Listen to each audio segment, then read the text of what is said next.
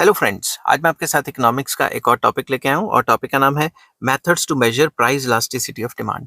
तो price elasticity of demand को measure करने के कितने मेथड्स हैं वो हम सारे के सारे डिस्कस करेंगे। डिस्कस करने से पहले बता दूं कि इस चैप्टर के सारे के सारे लिंक्स आपको इस वीडियो की डिस्क्रिप्शन में मिल जाएंगे और चैप्टर का नाम है प्राइस इलास्टिसिटी ऑफ डिमांड। चलिए शुरू करते हैं कि methods to measure price elasticity of demand क्या होते हैं, कितने मेथड्स होते हैं वो डिस्कस करेंगे। Following are the methods to measure price elasticity of demand. अगर आप सीधा ये वीडियो देख रहे हैं तो इस वीडियो से पहले मैंने प्राइस इलास्टिसिटी ऑफ डिमांड के मीनिंग और डिग्रीज भी करवाए हुए हैं, उनका लिंक भी आपको डिस्क्रिप्शन में मिल जाएगा। चलिए शुरू करते हैं। सबसे पहला मेथड है परसेंटेज और प्रोपोर्शनेट मेथड। ठीक है, in this method, price elasticity of demand is measured by the ratio of percentage change in quantity demanded to percentage change in price of a commodity। तो ये मेथड कहता है कि price elasticity of demand को निकालने के लिए हमें क्या करना पड़ेगा, रेशो लेनी पड़ेगी percentage change in quantity demanded की and percentage change in price की। आपको पता है ना, रेशो जैसे हम छोटे होते करते थे, ए रेशो बी मतलब ए ओवर बी, तो मतलब दोनों को डिवाइड करना पड़ेगा। समझ की बात? तो इसका फॉर्मूला क्या बनेगा, price elasticity of demand is equals to छोटा सा माइनस आगे। माइनस क्यों आता है? क्योंकि प्राइस और डिमांड में नेगेटिव रिलेशन होती है और मगर हमें इसको एब्सोल्यूट पॉजिटिव नंबर में शो करना होता है, इसलिए माइनस दे देते हैं। तो यहाँ पे percentage change in quantity demanded divided by percentage change in price. तो अब ध्यान से समझना इसको, मैंने इसको थोड़ी शॉर्ट फॉर्म में लिख लिया। परसेंटेज, ये जो ट्राइंगल है इसको कहते हैं डेल्टा। परसेंट, डेल्टा का मतलब होता है चेंज, तो percentage change in quantity demanded divided by percentage change in price. अब ये जो percentage change in quantity demanded and percentage change in price है, उसका फॉर्मूला लिखा हुआ मैंने नीचे। तो percentage change in quantity demanded का फॉर्मूला है नई क्वांटिटी मतलब Q1, ठीक है, माइनस Q मतलब old quantity divided by old quantity into 100। वैसे परसेंटेज चेंज इन प्राइस का जो फॉर्मूला बनता है वो होता है new price, P1 is the new price minus P is the old price divided by old price into 100। ठीक है, तो ये इनका फॉर्मूला बनता है। अगर मैं ये दोनों फॉर्मूले इस फॉर्मूले में अगर लगा दूं तो इसका फॉर्मूला होगा ये वाला Q1 minus Q divided by Q whole over 100। वैसे ही ये जो नीचे है परसेंटेज चेंज इन प्राइस, इसकी जगह आ जाएगा P1 minus P whole over P into 100। तो इसके बाद हम क्या करेंगे, ये जो 100 आ रहा है इसको कैंसिल करवा देंगे। समझ की बात? अब हम इसके बाद क्या करेंगे, ये जो Q1 माइनस Q है मतलब नई क्वांटिटी माइनस पुरानी क्वांटिटी, ये क्या हो जाती है, चेंज इन क्वांटिटी। ये जो नीचे Q लिखा है ये तो Q ही आ जाएगा। वैसे ही नया प्राइस माइनस पुराना price is change in price divided by price, ये आ गया। ठीक है, अब इन दोनों चीजों को हमें डिवाइड करना पड़ रहा है, तो मैं इसको ऐसे भी तो लिख सकता हूँ ना, ये ऊपर वाली term change in Q minus Q divided bye ये नीचे वाली term change in P divided by P। ठीक है, अब इसके बाद ये जो माइनस है ये आगे चलता रहेगा क्योंकि प्राइस और डिमांड में नेगेटिव रिलेशन होता है। ये जब मैं न्यूमेरिकल्स करवा रहा हूँ तो आपको अच्छे से समझा पाऊंगा। न्यूमेरिकल्स की वीडियो की डिस्क्रिप्शन मतलब वीडियो का लिंक भी आपको डिस्क्रिप्शन में मिल जाएगा। तो हम इसको ऐसे भी लिख सकते हैं कि ये जो बीच में डिवाइड है इसको मल्टीप्लाई करेंगे तो ये चीज नीचे चली जाएगी और ये चीज ऊपर चली जाएगी। ये तो सिंपल है, ये आपको पता होना चाहिए।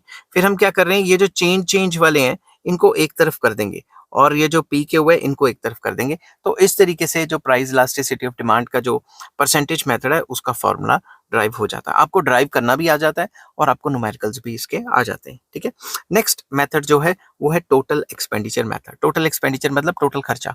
तो अगर हमें कंज्यूमर का खर्चा पता हो तब भी हम इलास्टिसिटी को निकाल सकते हैं।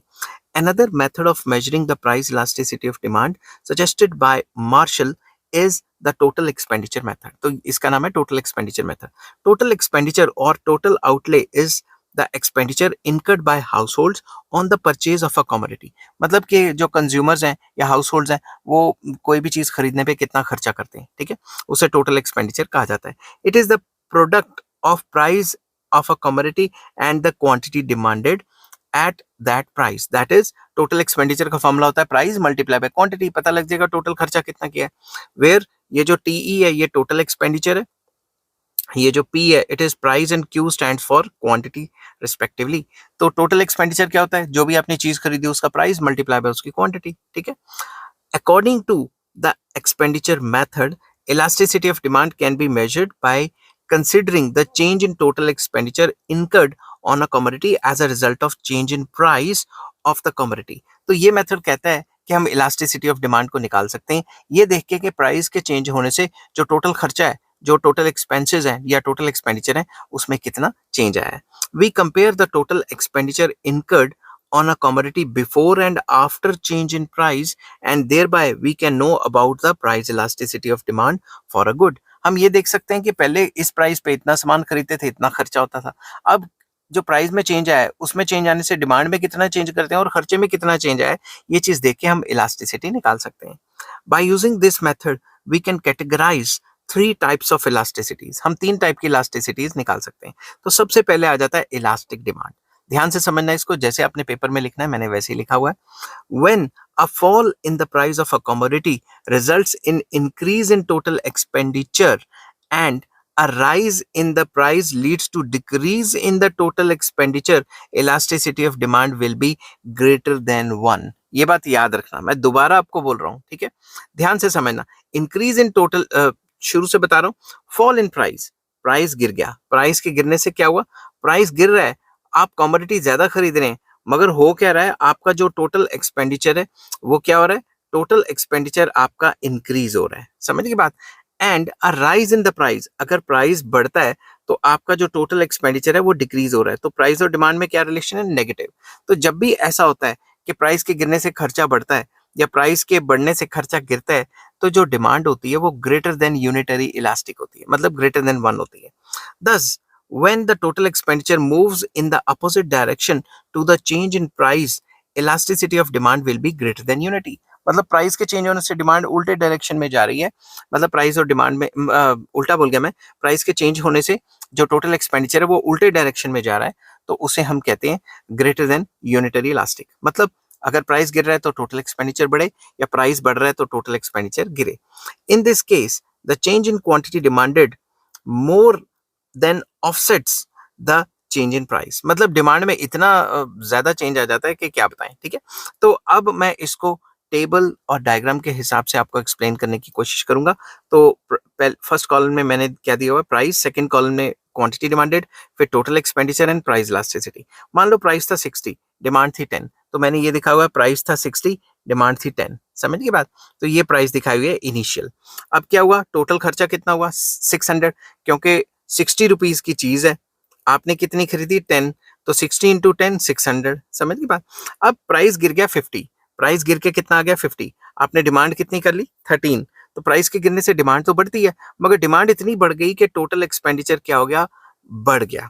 तो प्राइस के गिरने से टोटल खर्चा आपने बढ़ा दिया। अब आप 50 रुपए पे 13 यूनिट्स खरीदते हो, तो डिमांड क्या हुई? डिमांड आपकी हुई ग्रेटर देन यूनिटरी इलास्टिक, क्योंकि इसमें क्या हुआ? प्राइस गिरा है और टोटल एक्सपेंडिचर क्या बढ़ा है। तो आपको मैंने ये डायग्राम की मदद से भी करके बता दिया कि प्राइस के चेंज होने से डिमांड में जो है ज्यादा चेंज आया है, इस हिसाब से कि जो टोटल खर्चा है प्राइस के गिरने से बढ़ गया है। आई होप ये चीजें आपको समझ आ रही होंगी। तो आप साथ के साथ नोट्स भी बनाते रहें ताकि आपको कोई दिक्कत ना हो। तो दूसरी सिचुएशन आ जाती है यहाँ पे in elastic demand. In elastic demand एक ऐसी सिचुएशन होती है, या फिर इसको कई बुक्स में less than unitary elastic demand भी लिखा हुआ है, ठीक है? दोनों टर्मिनोलॉजी है। अब मैं यहाँ इन इलास्टिक का मतलब परफेक्टली इन इलास्टिक नहीं बोल रहा मैं, ठीक है? When a fall in the price of a commodity reduces total expenditure and a rise in its price, total expenditure also increases, the price elasticity of demand will be less than 1. तो simple words में, when a fall in the price of a commodity reduces total expenditure, मतलब price के गिरने से जो total खर्चा है वो भी गिर गया, and rise in its price increases total expenditure, मतलब अगर प्राइस बढ़ गया तो टोटल खर्चा भी बढ़ गया। तो प्राइस और डिमांड, प्राइस और खर्चे में क्या रिलेशन हो गया? प्राइस और एक्सपेंडिचर में पॉजिटिव रिलेशन हुआ। तो इस केस में जो इलास्टिसिटी होगी वो लेस देन 1 होगी, ठीक है? Thus, when the total expenditure moves in the same direction as change in price, elasticity of demand is less than unitary. तो मतलब प्राइस के चेंज होने से जो टोटल एक्सपेंडिचर है वो सेम डायरेक्शन में ट्रेवल करेगा, मतलब प्राइस और एक्सपेंडिचर में पॉजिटिव रिलेशन होगा, तो उस टाइम पे जो इलास्टिसिटी होगी वो लेस देन 1 होगी, unitary, less than unitary elastic होगी। मैंने अब एग्जांपल दिया, प्राइस था 60, डिमांड थी 10 एंड टोटल एक्सपेंडिचर हो गया 60। सेम डायग्राम, प्राइस 60 था, आप 10 खरीदते थे, ठीक है? ये पहला हो गया। दूसरा, प्राइस 50 हो गया, आपने डिमांड तो बढ़ाई है मगर अब 10 से 11 ही बढ़ाई है, तो प्राइस तो गिर गया, डिमांड बढ़ी है मगर कम बढ़ी है, तो इसको क्या कहेंगे? खर्चा पहले से क्या हो गया? कम। तो प्राइस के गिरने से जो खर्चा आपका वो कम हो गया, इस वजह से जो इलास्टिसिटी है वो भी कम हो गई, लेस देन 1 हो गई, ठीक है? अब तीसरी सिचुएशन पे चलते हैं। तीसरी सिचुएशन में आ जाता है कि यूनिटरी इलास्टिक, मतलब प्राइस के चेंज होने से खर्चे में कोई चेंज नहीं आएगा। When the total expenditure does not change with the change in price of a commodity, the elasticity of demand is equal to unitary. मतलब चाहे प्राइस बढ़े चाहे प्राइस कम हो, ये जो आपका एक्सपेंडिचर है ये कांस्टेंट रहे, तो उस चीज को हम कहते हैं unitary elastic demand. In this case, change in quantity demanded just offsets the change in price. मतलब प्राइस के चेंज होने से डिमांड में चेंज आएगा बट एक्सपेंडिचर में कोई चेंज नहीं आएगा. इसका एग्जांपल मैं बता देता हूँ. मान लो प्राइस था 60, डिमांड थी 10. प्राइस 60, डिमांड थी 10. ठीक है. प्राइस गिर के हो गया 50 और टोटल खर्चा कितना था हमारा 600. प्राइस गिर के कितना हो गया 50. अब डिमांड कितनी हो रही है 12. तो प्राइस 50 हो गया, डिमांड 12. तो 50 इंटू 12 फिर से 600 आ गया. तो प्राइस के चेंज होने से डिमांड में तो कोई चेंज ही नहीं, मतलब एक्सपेंडिचर में तो कोई चेंज ही नहीं आया. तो इस सिचुएशन को हम कहते हैं यूनिटरी इलास्टिक डिमांड. तो इसमें इलास्टिसिटी कितनी हो जाती है, इक्वल टू 1. अब इन तीनों सिचुएशंस को एक ही डायग्राम में बनाने की कोशिश करें. ये जो कर्व है टी1, इसको कहते हैं टोटल एक्सपेंडिचर कर्व. ये कर्व शुरू में गिरती है, फिर ये पैरेलल टू वाई एक्सिस हो जाती है और फिर ये वापस पॉजिटिव स्लोप में चली जाती है. अब इसको एक्सप्लेन करता हूँ. सपोज करो आपका प्राइस है ओपी, मतलब ये वाला प्राइस है. इस प्राइस पे अगर आप देखते हैं तो इस प्राइस पे कर्व के हिसाब से टोटल एक्सपेंडिचर कितना है, टोटल एक्सपेंडिचर है ओ ई. समझ गए बात. अगर प्राइस गिर जाए P1 तक, ठीक है, अगर प्राइस गिर जाए तो इस प्राइस के सामने पहले हम खर्चा कर रहे थे ओ ई, अब कितना खर्चा कर रहे हैं ओ ई 2. तो जब भी प्राइस के गिरने से, मैं यहां लिख देता हूं, जब भी प्राइस के गिरने से हमारा जो एक्सपेंडिचर है, ये EXP में शॉर्ट फॉर्म लिख रहा हूँ, आप पूरा लिख सकते हो, एक्सपेंडिचर है वो बढ़ता है, मतलब इसमें प्राइस और एक्सपेंडिचर में नेगेटिव रिलेशन होता है, तो इलास्टिसिटी क्या होती है, ग्रेटर देन 1. ये बात आपको याद रखनी है. समझिए बात. अब दूसरी तरफ अगर मैं मान लेता हूं कि प्राइस गिर जाता है और ज्यादा, ठीक है, P2 तक हो जाता है, प्राइस और ज्यादा गिर गया, तो प्राइस के गिरने से पहले खर्चा था B पॉइंट पे OE2, ये खर्चा था, ठीक है. अब अगर C पॉइंट तक गिर गया है प्राइस, तब भी तो सेम टू सेम खर्चा है, तो प्राइस के गिरने से खर्चे में तो कोई चेंज नहीं आया. तो दूसरी सिचुएशन ये है कि जब भी प्राइस गिरता है या बढ़ता है और एक्सपेंडिचर सेम रहता है, कांस्टेंट रहता है, तो इलास्टिसिटी कितनी हो जाती है, इक्वल टू 1 हो जाती है. और तीसरी सिचुएशन, अगर प्राइस गिर जाता है फर्दर और प्राइस हो जाता है P3, फर्दर गिर जाता है, तो P3 के सामने अगर हम देखें तो जो टोटल एक्सपेंडिचर है वो C पॉइंट से तो कम ही है ना, तो खर्चा तो हमारा पहले से कम हो गया. तो इस सिचुएशन में हम ये कहेंगे कि जब भी प्राइस गिरे और खर्चा जो है वो भी गिर जाए, मतलब प्राइस और खर्चे में जो है पॉजिटिव रिलेशन हो, तो इलास्टिसिटी क्या होगी, लेस देन 1. तो ये आप एक डायग्राम अच्छे तरीके से तीनों का कॉम्बिनेशन का बना सकते हो. ठीक है. उसके बाद आ जाता है पॉइंट, नेक्स्ट पॉइंट आ जाता है, जो नेक्स्ट मेथड है इलास्टिसिटी ऑफ डिमांड को निकालने का, वो है पॉइंट मेथड. इसको हम ज्योमेट्रिक मेथड भी कहते हैं. ठीक है. ये मेथड क्या कहता है, geometrically price elasticity of demand can be measured with the help of what is known as point method. अगर ज्योमेट्री के हिसाब से निकालना चाहें तो भी हम इलास्टिसिटी को निकाल सकते हैं. इसको पॉइंट मेथड या पॉइंट इलास्टिसिटी मेथड भी कहा जाता है. According to this method, price elasticity according to this method, price elasticity of demand at any point on the demand curve can be measured by following formula. तो इसका formula क्या है, price elasticity is equals to lower segment divided by upper segment. तो इसको हम दो तरीके से निकाल सकते हैं. कैसे होता है वो मैं बताऊंगा.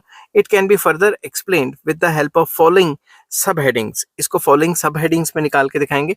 पहली सब हेडिंग बनाएंगे elasticity on a straight line demand curve. अगर डिमांड कर्व एक स्ट्रेट लाइन है तो इलास्टिसिटी कैसे निकलेगी, अब डिमांड कर्व एक कर्व होगी तो कैसे निकलेगी, वो सेकंड पॉइंट बन जाएगा इसका. ठीक है. Suppose we want to measure the price elasticity of demand at point R. मान लो हमें R पॉइंट पे निकालनी है और ये जो AB है ये डिमांड कर्व है. ठीक है. R पॉइंट पे हमने निकालनी है ऑन अ लीनियर और straight line demand curve AB. ठीक है. It is obvious from the given figure that lower segment is RB. अगर R पॉइंट पे निकालनी है तो लोअर सेगमेंट कितनी होगी, ये नीचे वाला हिस्सा RB, और अपर सेगमेंट कितना हो गया AR. ठीक है. And upper segment is AR या RA, कुछ भी कह सकते हो. तो इसमें प्राइस इलास्टिसिटी का फॉर्मूला क्या हुआ, lower segment divided by upper segment. तो लोअर सेगमेंट है RB डिवाइडेड बाय RA. आपको पता है ना, ये नीचे वाला पोर्शन बड़ा है और ये ऊपर वाला पोर्शन क्या है, छोटा. तो अगर मैं छोटे नंबर को, मतलब बड़े नंबर को, बड़ा नंबर जो नीचे वाला पोर्शन है वो बड़ा है एग्जाम्पल के तौर पे, और छोटा जो ऊपर वाला पोर्शन है वो छोटा है, इसको डिवाइड करूंगा तो आंसर तो 1 से ज्यादा आएगा ना. तो इसी वजह से जब भी ऊपर वाले किसी पॉइंट पे हम इलास्टिसिटी निकालने की कोशिश करते हैं, ऊपर वाले पॉइंट पे निकालने की कोशिश करते हैं, तो वो हमेशा ग्रेटर देन 1 आता है। समझ गई बात? तो इस पे क्या होगी elasticity, price elasticity of demand is greater than 1। समझ गई बात? अब मैं दूसरे पॉइंट पे चलता हूँ। इसी को आप ऐसे लिख सकते हो कि here price elasticity is greater than 1 because R B is greater than R A, मतलब न्यूमरेटर बड़ा है और डिनोमिनेटर छोटा है। Similarly if we want to measure elasticity of any other point on the demand curve, say k, अगर मान लो मैंने k पे निकालनी है, तो अब लोअर सेगमेंट तो यही रह गया ना kb, और अपर सेगमेंट ये पूरा का पूरा हो गया ka। ठीक है, तो इलास्टिसिटी का वही same formula, lower segment divided by upper segment. तो इसमें क्या हुआ, kb क्या है लोअर सेगमेंट, ka क्या है अपर सेगमेंट। तो अगर मैं इसको डिवाइड करूंगा तो आंसर हमेशा 1 से कम आएगा। क्यों? क्योंकि जो केबी पार्ट है, जो लोअर सेगमेंट है, वो छोटा है और जो ऊपर वाला पार्ट है वो बड़ा। अगर किसी भी छोटे नंबर को बड़े नंबर से डिवाइड करोगे तो 1 से तो कम ही आएगा। इसी वजह से जो इलास्टिसिटी है वो लेस देन 1 हो जाती है। तो अब मैं इस पॉइंट को यहाँ से रब कर देता हूँ और फिर दूसरे पॉइंट पे इलास्टिसिटी कितनी बनी वो दिखाता हूँ। Similarly if we want to measure the elasticity at any other point on the demand curve, say A, मान लो मैंने ए पे निकालनी है, तो जब ए पॉइंट पे निकालना हो तो ए के नीचे वाला ये सारा लोअर सेगमेंट हो गया और ए के ऊपर तो कुछ है ही नहीं, तो अपर सेगमेंट क्या हो गया 0।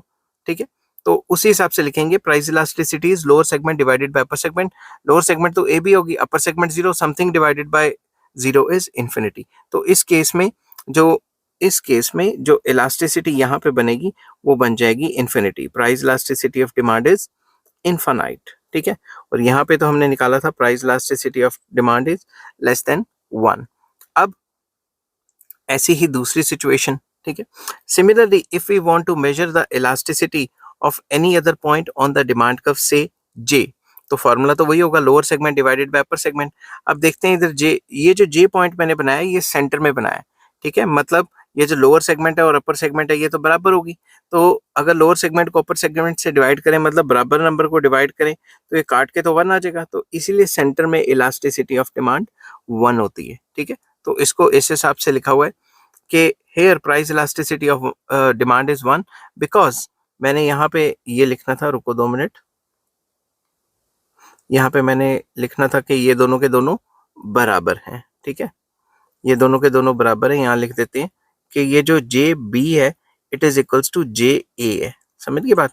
तो ये चीजें आपने यहाँ पे नहीं लिखनी। ठीक है, ये मैंने कॉपी पेस्ट किया था तो ऊपर से शायद वही आ गया हो। तो आपने यहाँ लिखना है कि ये दोनों के दोनों बराबर हैं, न्यूमिनेटर और डिनोमिनेटर बराबर होंगे तो ये इक्वल टू 1 ही आएगा। समझिए बात? अब इसके बाद अगर आप एक और सिचुएशन देखना चाहते हैं, similarly if we want to measure the elasticity of any other point, अगर किसी और पॉइंट पे निकालते हैं on the demand curve, say B point पे, तो देखते हैं बी पॉइंट कहाँ पे आ जाता है। मैं यहाँ रब कर लेता हूँ, बी पॉइंट आ गया यहाँ पे। अगर आप बी पॉइंट पे इलास्टिसिटी निकालते हैं तो बी पॉइंट पे इलास्टिसिटी कितनी निकलेगी? बी पॉइंट के नीचे वाला सेगमेंट क्या है? नीचे वाला तो कोई सेगमेंट ही नहीं है, तो नीचे वाला सेगमेंट क्या हो गया 0 डिवाइडेड बाय अपर सेगमेंट कितना हो गया, ये सारा का सारा अपर सेगमेंट ही तो है। तो अपर सेगमेंट कितना हुआ इसके ऊपर ए बी, तो 0 को किसी से भी डिवाइड करें, 0 डिवाइडेड बाय ए बी, तो कितना आंसर आएगा 0। इसी वजह से इस पॉइंट पे जो इलास्टिसिटी निकलेगी वो 0 निकलेगी। तो आप देख रहे हैं जैसे जैसे हम नीचे मूव कर रहे हैं इलास्टिसिटी कम होती जा रही है। समझ की बात? अल्टीमेटली जैसे ही एक्स एक्सिस को टच करते हैं तो इलास्टिसिटी 0 हो जाती है। तो इसी चीज को एक्सप्लेन करेंगे कि प्राइस इलास्टिसिटी क्या, lower segment divided by upper segment, lower segment था 0, upper segment A be something 0 divided by something is always 0। तो इसको हम 2-4 लाइनों में एक्सप्लेन करेंगे। Thus as we travel downward from left to right, जैसे लेफ्ट से राइट पे जाते जा रहे हैं, ठीक है, downward on a straight line demand curve, price elasticity of demand steadily varies from infinity at Y axis to 0 at X axis. तो इन्फिनिटी से यहां से शुरू हुए थे, इन्फिनिटी से कम होते होते होते होते ये 0 पे पहुंच गई है। ठीक है, आप साथ के साथ डायग्राम बनाओगे तो आपको अच्छे से समझ आएगा। Being greater than unity at any point above the mid point, equal to unitary at the mid point and less than unity at any point below the mid point. From this, मतलब यही बताया कि भाई अगर mid point से ऊपर होगा greater than unity हो जाएगी, mid point equal to unity, mid point के नीचे less than unity. From this we can generalize that a straight line demand curve is more elastic towards its left hand end and less elastic towards its right hand end। तो वही है कि अगर देखें तो ये जो राइट हैंड जो होगा इसका, जो राइट साइड को होगा मतलब लोअर साइड होगा वो लेस इलास्टिक होगा, जो अपर साइड होगा मिड पॉइंट से, ठीक है, वो मोर इलास्टिक होगा। तो इसको हम इस तरीके से कर सकते हैं। अब सेकंड पॉइंट आ जाता है elasticity on the non linear demand curve. अगर डिमांड कर्व नॉन लीनियर है तब भी हम निकाल सकते हैं। कैसे निकालते हैं मैंने प्रॉपरली बताया हुआ है। We can measure the price elasticity of demand on a demand curve which is not a straight line, that is non-linear demand curve, by using a point method. किस कैसे अभी बताता हूँ आपको।